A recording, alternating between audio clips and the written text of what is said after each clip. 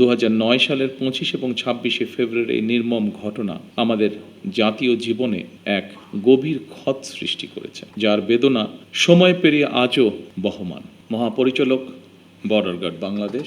2009 সালে পিলখানায় শাহাদাত বরণকারী সদস্যদের পরিবারবর্গ ও নিকটাত্মীয়গণ, পিলখানায় চাকরিরত সেই সকল সেনা অফিসার যারা দুঃসহ স্মৃতি আজও বয়ে বেড়াচ্ছেন, সামরিক ও বেসামরিক কর্মকর্তাবৃন্দ এবং সম্মানিত উপস্থিতিবৃন্দ, আসসালামু আলাইকুম।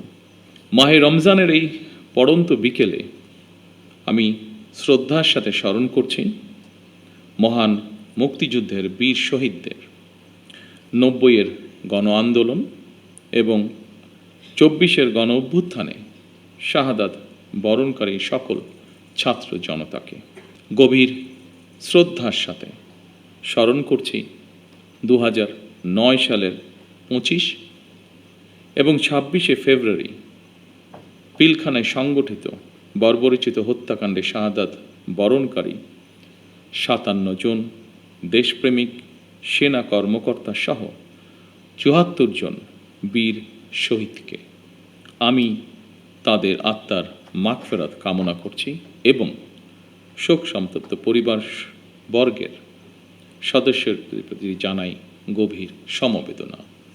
আজ 25শে ফেব্রুয়ারি জাতির ইতিহাসে এক রক্তাক্ত এবং বেদনা বিধুর দিন। এ দিনটি এলে প্রকৃতি যেন আবার স্মৃতি ও শোকের ভারে নীরব হয়ে যায়। বাতাসে ভেসে আসে সেই বিভীষিকাময় মুহূর্তের আর্তনাদ। আমাদের হৃদয় গভীর বেদনায় ভারাক্রান্ত হয়ে ওঠে।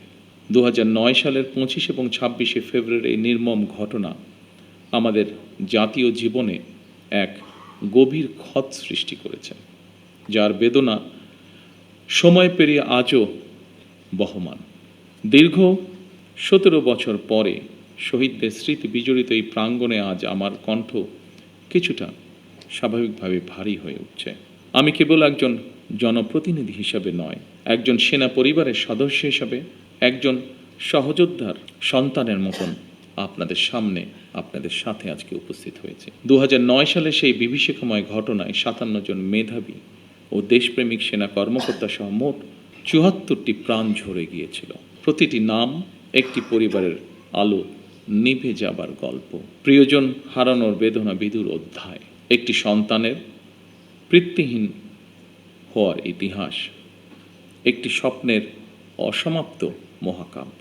আমি দেশে প্রত্যাবর্তনের পরপরই বনানী সামরিক কবরস্থানে গিয়ে শহীদ সেনা কর্মকর্তাদের কবরের পাশে দাঁড়িয়ে উপলব্ধি করেছি গত 17 বছরে আপনাদের দুর্বিষহ সংগ্রাম, অপরিসীম ত্যাগ আর দাঁড়ে দাঁড়ে ঘুরে বিচার না পাওয়ার নিদারুণ যন্ত্রণা।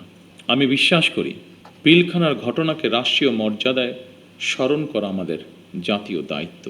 25 ও 26শে ফেব্রুয়ারি ঘটনাকে ইতিহাসে রাষ্ট্রীয় মর্যাদা না দিলে ভবিষ্যৎ প্রজন্ম আমাদেরকে হয়তো ক্ষমা করবে না। তাই সেনাবাহিনীও আপনাদের সঙ্গে আলোচনা করে 25 এবং 26শে ফেব্রুয়ারি স্মৃতিকে অম্লান করে রাখতে বর্তমান সরকার ইনশাল্লাহ কাজ করবে।